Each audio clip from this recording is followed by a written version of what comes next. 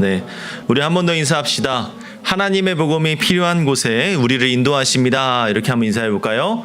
하나님이 필요한 곳에, 복음이 필요한 곳에 우리를 인도하십니다. 네, 감사합니다. 자, 오늘도 귀한 날 허락해 주신 하나님께 감사하고, 또 여러분들의 삶에도 이 복음이 필요한 곳이 있는 줄 믿습니다. 여러분들 마음속에 이 복음이 깊이 새겨져서 오늘 또 기쁨 가운데 우리 성찬식을 또 맞이할 수 있는 귀한 날이 되었으면 좋겠습니다. 자, 여러분들은 인생의 계획들을 어떻게 준비하셨습니까? 여러분들 나름대로의 인생의 계획이 있지 않습니까? 저는요, 중학교 때 어느 중학교를 가야 됐고, 어느 고등학교를 가야 될지, 어느 대학에 가야 할지, 그리고 어떤 삶을 살아가야 할지를 쭉 한번 적어본 적이 있습니다. 여러분들도 혹시 나만의 인생 계획의 플랜을 짜보신 적 없습니까? 아마 있으실 건데, 어떤 계획대로 뭐 중학교, 고등학교까지는 잘 갈 수 있어요. 그런데 이 대학교부터는 내 맘대로 되지 않을 때가 있죠. 저는 고등학교 갈 때도요, 고입고사를 봤어요. 그러니까 중학교 때 성적으로 학교를 가는 거예요. 그러니까 저는 중학교 때 미션 스쿨이었는데 고등학교 때 미션 스쿨을 가고 싶어서 정말 공부를 열심히 해야 했습니다.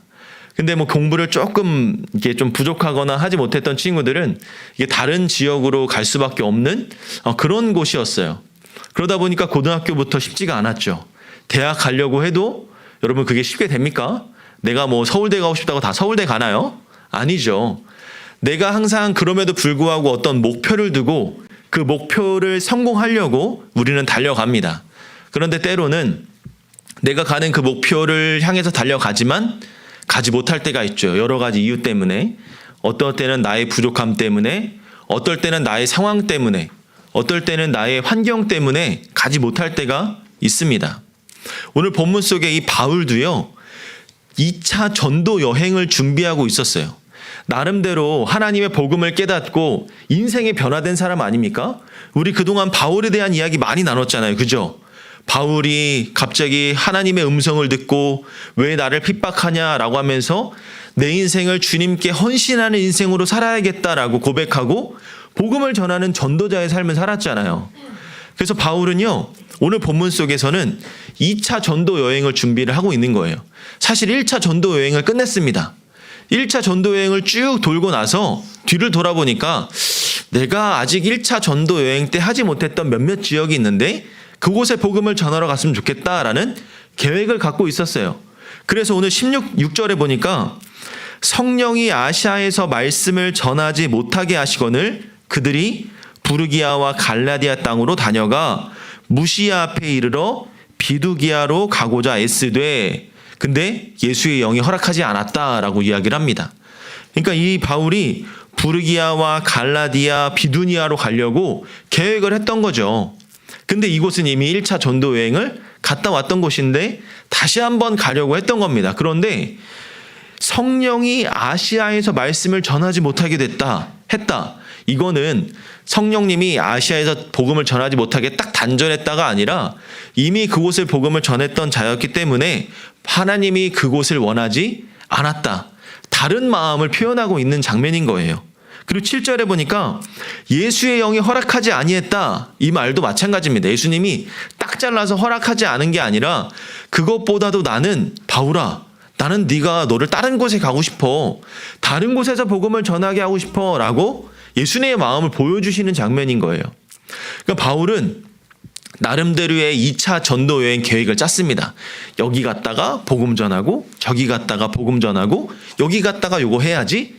나름대로 아싸 신나게 복음을 전하려고 준비하고 있었는데 하나님은 계획이 달랐던 거죠. 우리 8절 보니까요.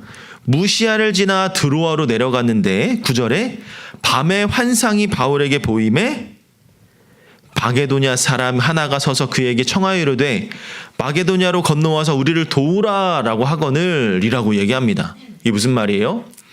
바울이 드로아로 딱 내려갔는데 그때 깜빡하고 잠이 듭니다. 잠이 들었어요. 근데 그때 환상을 통해서 마게도냐 사람이 바울의 환상에서 나타나서 이쪽으로 건너와서 우리를 도와달라라고 요청을 하는 겁니다. 근데 바울은 그것을 10절처럼 이야기하죠. 10절에 보니까 바울이 그 환상을 보았을 때 우리가 곧 마게도냐로 떠나기를 힘쓰니 이는 하나님이 저 사람들에게 복음을 전하라고 우리를 부르신 줄로 인정함이러라. 아멘. 바울은요, 그 깜빡 잠든 그 속에서 환상을 보고 나서 뭐야 이거 뭐 개꿈 아니야? 라고 생각할 수도 있어요. 왜냐? 나는 내가 계획해놓은 데가 있잖아.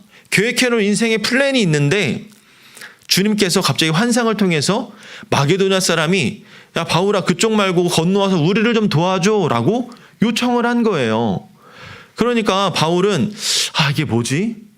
잘못 꾼 건가? 개꿈인가? 뭐 이렇게 긴가민가 하고 있었던 흔들림이 있었던 게 아니라 오히려 바울은 이건 하나님의 계획이야. 하나님의 음성이야. 하나님이 나에게 이쪽으로 가라고 부르신 거야 라고 깨달았던 거죠. 보통 사람은 그냥 흘려보낼 수 있습니다. 그런데 바울은 여기에서 순종이라는 걸 보여주는 거죠. 하나님의 음성, 하나님의 환상이 나에게 확실하게 주어지면서 이것은 하나님의 계획이다라고 생각하고 내 인생의 계획을 변경한 겁니다.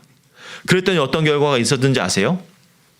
아시아에 가서 복음을 전하려고 했었지만 하나님이 막았잖아요. 그리고 마게도냐는 유럽 지역이었습니다. 오히려 하나님은 마게도냐에서 복음을 전하게 하심으로 아시아보다 더 큰 유럽의 많은 사람들에게 복음을 전할 수 있는 은혜를 경험하게 된 겁니다. 여러분, 바울은 의도했던 바와 다르게 하나님 말씀에 순종해서 따랐더니 어떻게 됐습니까? 더 큰 복음, 더 큰 하나님의 사명을 감당할 수가 있었던 거죠. 여러분들의 삶에서도요, 크고 작은 어려움들, 크고 작은 환경 때문에 여러분들의 인생이 변화될 수가 있습니다. 그런데 그것이 때로는 하나님이 원하시는 길일 수 있다는 거죠. 그것을 우리가 분별할 수 있는 분별력을 갖추는 게 중요합니다. 내 인생의 목표가 어떻게 되는데 그것이 나 때문에 그런 것인지 아니면 하나님 때문에 그런 것인지. 여러분, 제가 간증한 적 있죠. 저는요, 정말 군인으로서 편하게 살고 싶었어요.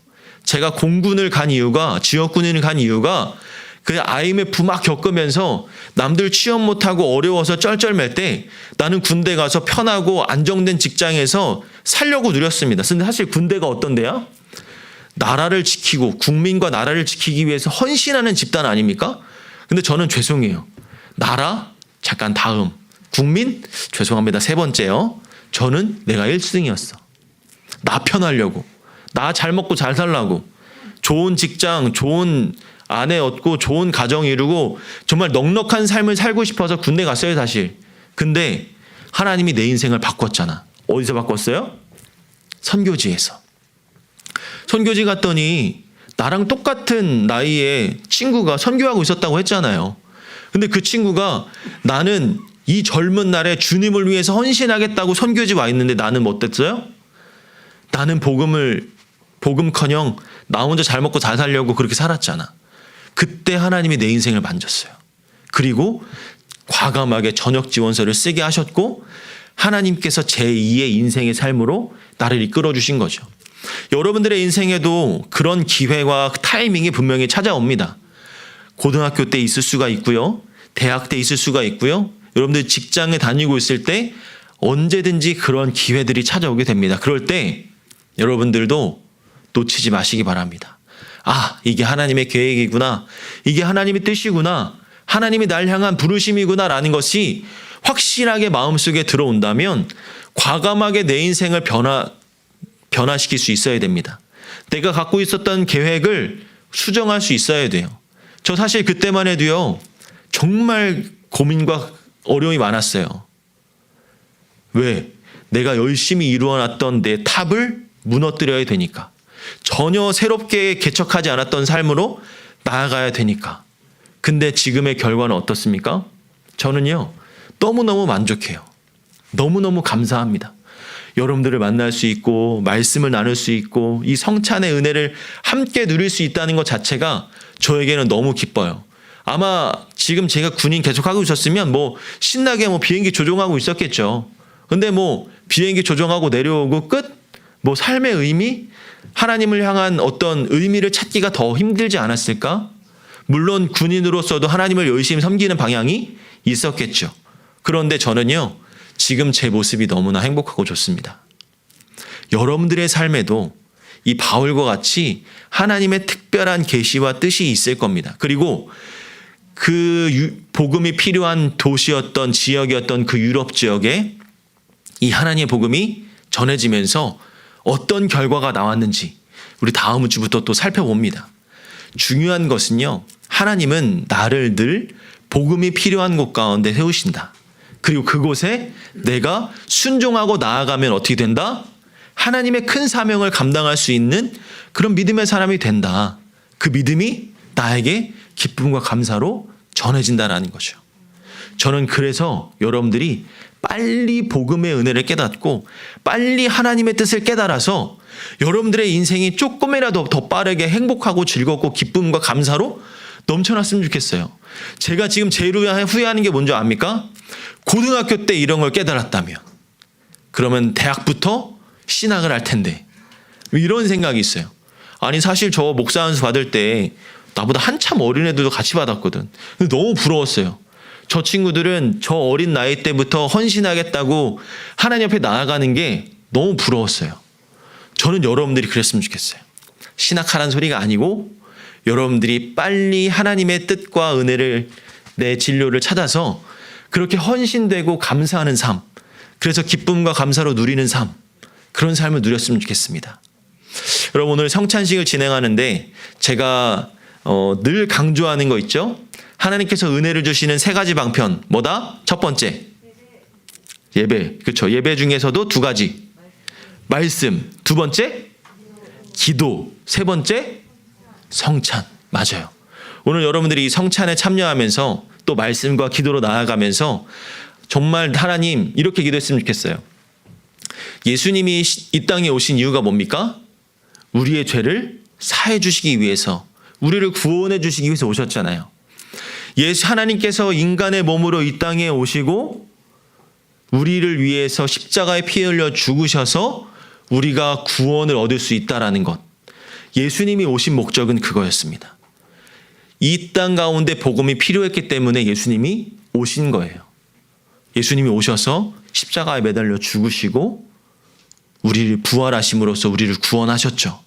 우리는 이제 그 믿음 하나만 가지고도 주님 곁으로 갈 수 있는 하나님의 자녀가 될 수 있는 특권을 얻게 된 겁니다.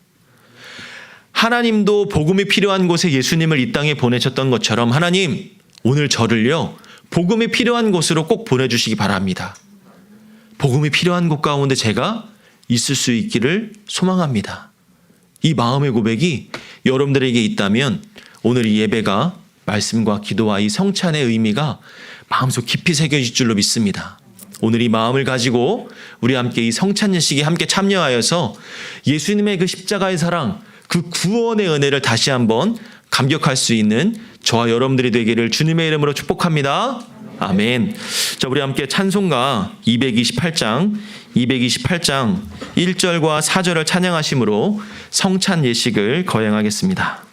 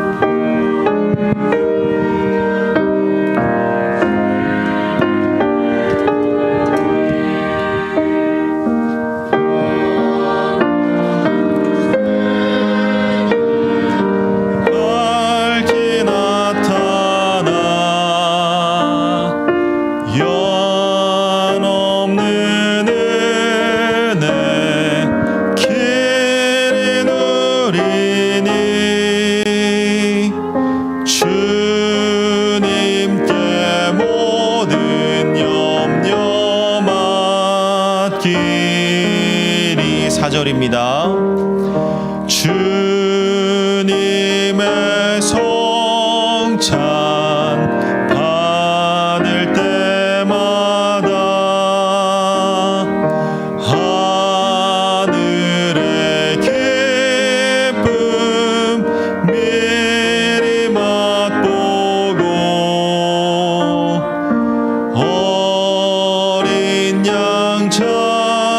같이 참여함 같이 영원한 복을 내가 누리리.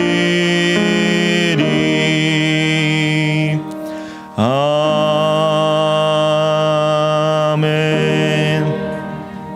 우리 눈을 감고 기도하며 나아갑니다. 성찬은 예수님께서 직접 정하신 것입니다. 예수님께서는 내 살을 먹고 내 피를 마시는 자는 영생을 가졌고 마지막 날에 그를 다시 살리신다라고 약속하셨습니다.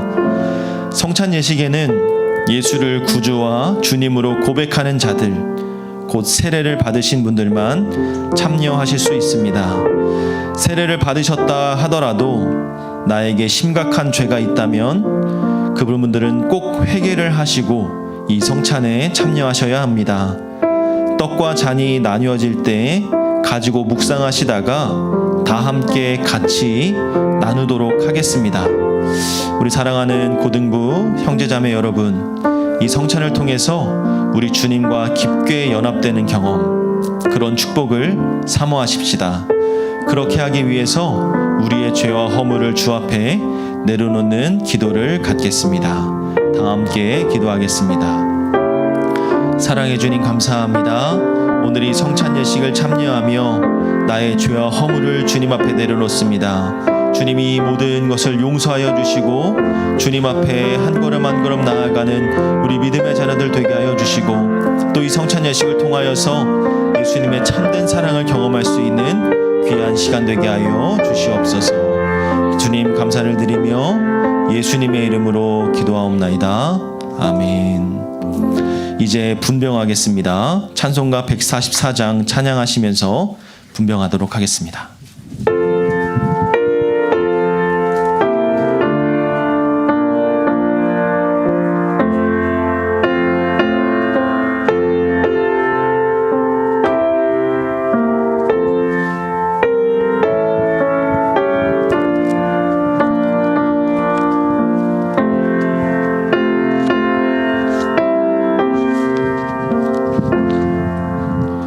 예수 나를 위하여 십자가를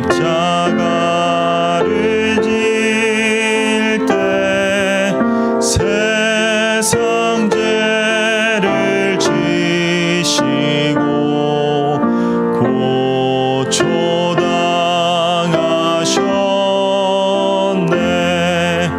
예수님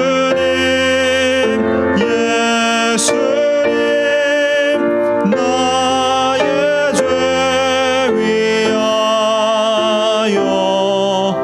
보배 피를 흘리니 죄인 받으소서. 십자가를 지시고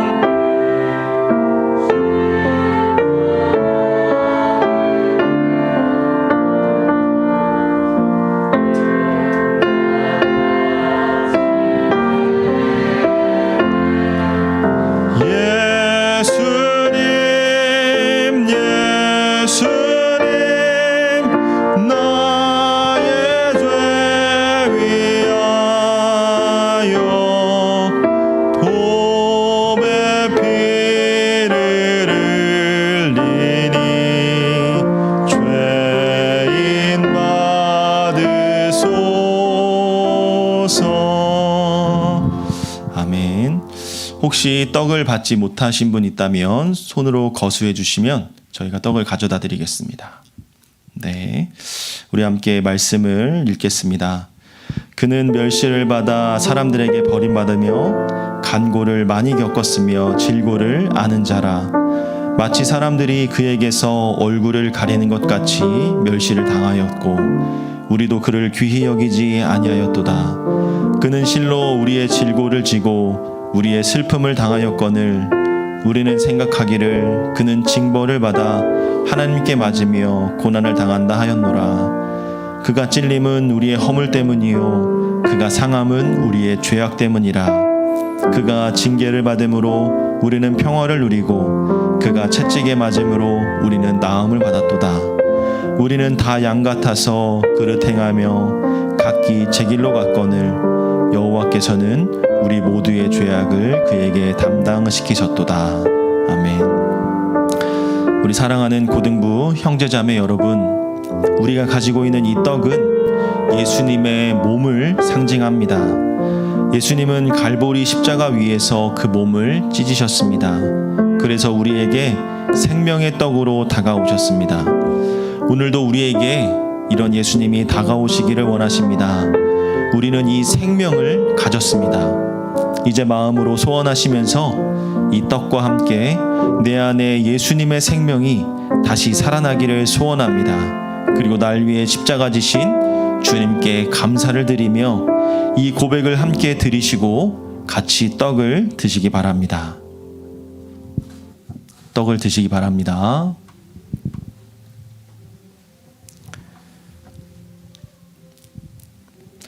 네, 찬송가 263장을 찬송하시면서 우리 분병하도록 하겠습니다.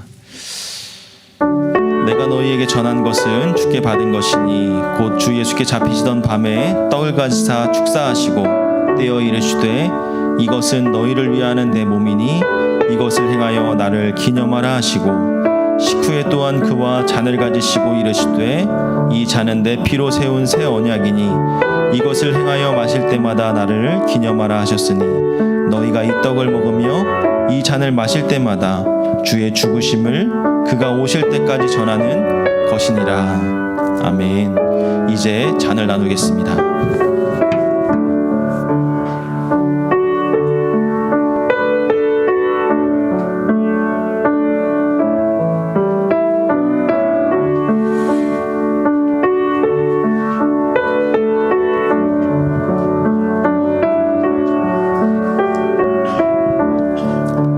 이 세상 엄하고 나 비록 약하나 늘 기도 힘쓰면 큰 권능 얻겠네.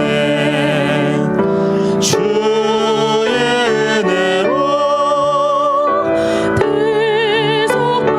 대속받아서 피와 같이 물든 죄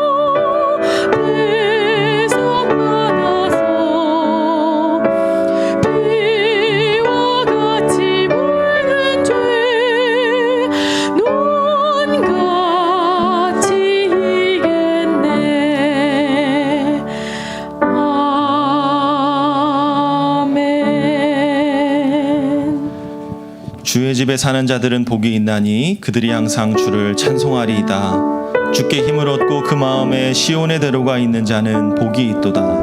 그들이 눈물 골짜기로 지나갈 때에 그곳에 많은 샘이 있을 것이며 이른 비가 복을 채워 주나이다.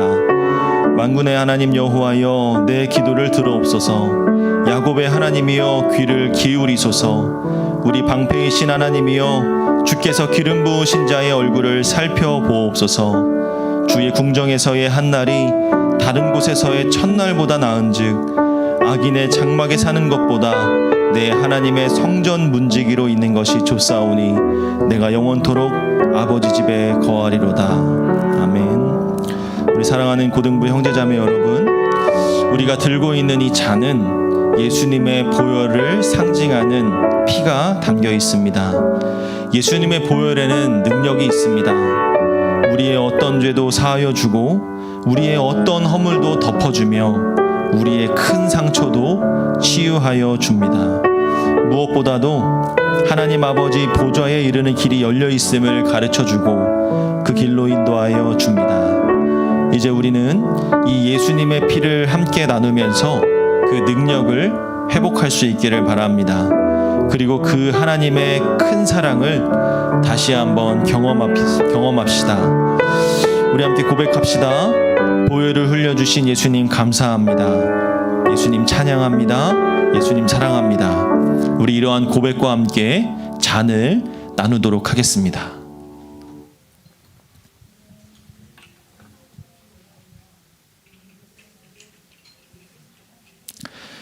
다 함께 기도하겠습니다. 사랑해 주님, 오늘도 이 시간 우리가 고등부 제1차 성찬식으로 나아갔습니다. 우리가 진행된 이 성찬을 통하여서 하나님의 은혜를 다시 한번 경험하게 하여 주시고 예수님의 그 십자가의 보혈의 은혜를 우리가 충만히 누릴 수 있도록 은혜 더하여 주시옵소서. 우리의 삶 가운데 더욱더 하나님의 자녀로서 거룩하고 또 하나님께 영광 올려드리는 믿음의 삶을 살아갈 수 있는 우리 모두가 되게 하여 주시고, 특별히 새로운 학기를 시작하였습니다. 하나님께서 이 중요한 시기 가운데 늘 붙잡아 주시고 함께 하여 주셔서 예수님의 십자가의 사랑을 전하며 살아갈 수 있는 예수님의 그 복음의 능력을 붙들고 살아가는 믿음의 자녀들 될 수 있도록 은혜 더하여 주시옵소서. 감사를 드리며 예수님의 이름으로 기도하옵나이다. 아멘. 이제 다 함께 일어나셔서 찬송가 635장을 찬양하시겠습니다.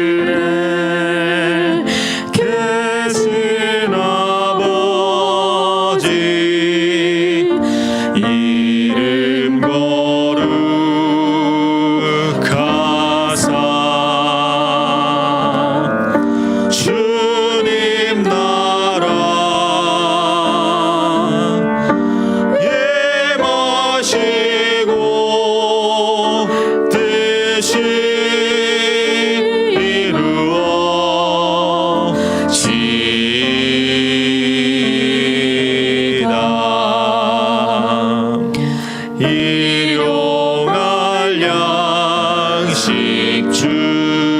주시고 우리들의 큰 죄 다 용서하옵시고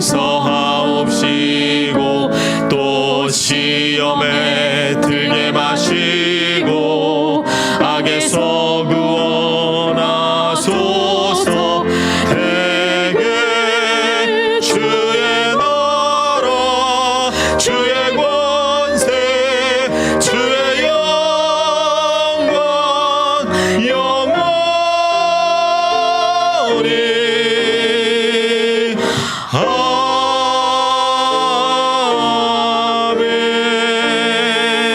아멘. 우리 함께 기도하겠습니다.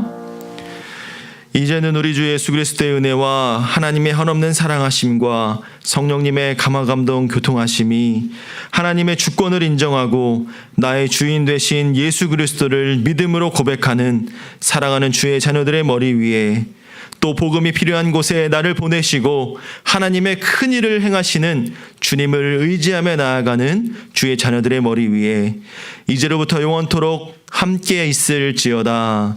아멘.